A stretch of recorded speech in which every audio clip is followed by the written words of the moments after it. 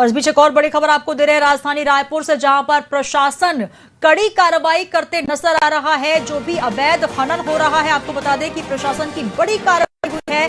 अवैध रेत खनन पर कलेक्टर ने सभी रेत खदानों को बंद करा दिया है, जिस पर अवैध खुदाई हो रही थी।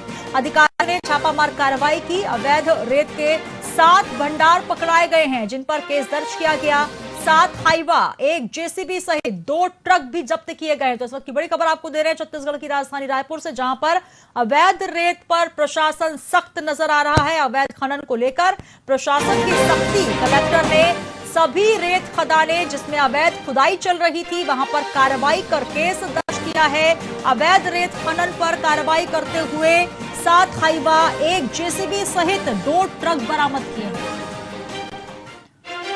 बड़ी खबर आपको दे रहे हैं छत्तीसगढ़ की राजधानी रायपुर से, जहां पर अवैध रेत पर प्रशासन की कार्रवाई। कलेक्टर ने सभी अवैध रेत खनन करने वाली खदानों को बंद करवा दिया है। अधिकारियों ने छापामार कार्रवाई करके केस दर्ज किया। अवैध रेत के 7 भंडार पकड़ाए गए हैं, जहां पर अवैध खुदाई हो रही थी, जहां पर 7 हाईवा, 1 जेसीबी सहित 2 ट्रक भी कार्रवाई में जब्त किए गए।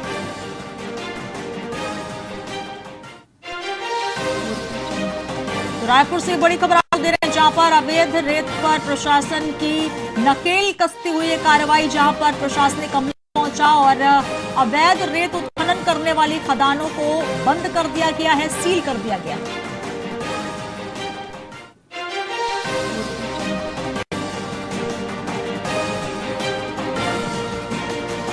और तमाम जानकारी के साथ अंकित मिश्रा हमारे साथ जुड़ रहे हैं। अंकित, एक बार फिर प्रशासन की नकेल कसते हुए, क्योंकि अवैध रेत खनन का मामला लगातार उजागर हो रहा है, अब ऐसी खदानों पर छापामार कार्रवाई की गई है, क्या कुछ ताजा अपडेट? जी देखिए, बताना चाहूंगा जो नेशनल ग्रीन ट्रिब्यूनल है उसके द्वारा जो है बरसात के दिनों में खनन रोक लगाया गया है।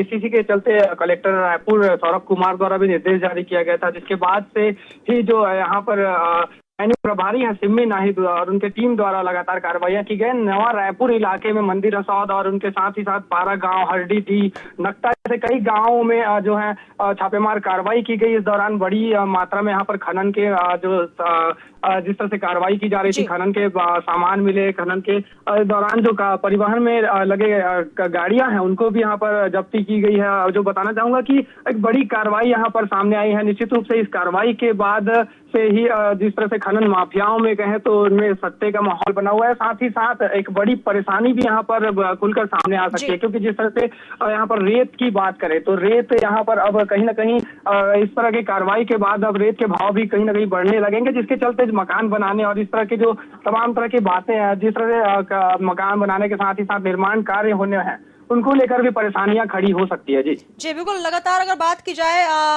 भूपेश बघेल सरकार जिस प्रकार से बात कर रही है, भ्रष्टाचार पर नकेल कसना जरूरी है। जिस तरीके से अवैध खनन हो रहा है, कार्रवाई हो रही है, इसके बाद ये कहा जा सकता है कि जितनी भी अवैध रेत की खदानें हैं, अब वहां पर इसी तरीके से छापामार कार्रवाई होंगी। हालांकि आपने बताया कि इस तरीके से अगर कार्रवाई होती है तो रेत की दिक्कत किल्लत जरूर हो सकती है, लेकिन प्रशासनिक अमला अगर कार्रवाई करेगा तो निश्चित तौर पर जो भ्रष्टाचार की खबरें आ रही है, जो रेत के अवैध कारोबारी जो है वो फल फूल रहे हैं, कहीं ना कहीं उन पर लगाम कसती नजर आएगी।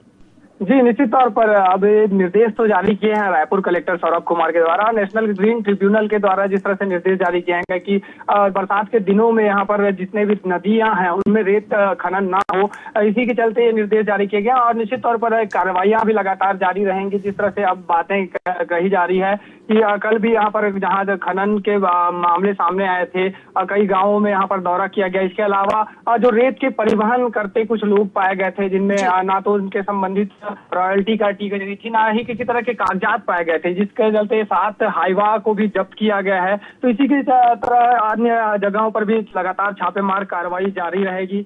बता दें कि कलेक्टर रायपुर सौरभ कुमार के द्वारा जो निर्देश जारी किए गए उनमें साफ तौर पर ये कहा गया है कि आगे जब तक कि बरसात खत्म ना हो और जो जिस तरह से नेशनल एनजीटी द्वारा जो निर्देश जारी किए गए उसके मुताबिक जब तक बरसात खत्म ना हो तब तक ये कार्रवाइयां निरंतर जारी रहेगी और कहीं पे भी इस तरह के खनन के मामले सामने नहीं आने के निर्देश जारी किए हैं। जी बिल्कुल, तो रेत माफियाओं में हड़कंप, लगातार प्रशासनिक कार्रवाई जिसमें केस दर्ज किया गया है। बहुत शुक्रिया हमारे साथ जुड़ने के लिए अंकित। तो 7 हाईवा, 1 जेसीबी सहित 2 ट्रक जब्त किए गए हैं इस कार्रवाई में। रायपुर में अवैध रेत खनन पर प्रशासन की ये बड़ी कार्रवाई, जहां पर कलेक्टर ने निर्देश जारी किए हैं, सभी अवैध रेत खदानों को बंद कर दिया है तत्काल प्रभाव से। अवैध रेत के 7 भंडार जिस पर छापामार कार्रवाई हुई, उन पर केस दर्ज कर लिया गया है, जहां से अवैध खनन के तमाम उपकरण, तमाम मशीनरीज को जब्त किया गया, जिसमें 7 हाईवा बरामद हुई हैं, 1 जेसीबी सहित 2 ट्रक भी जब्त कर लिए गए।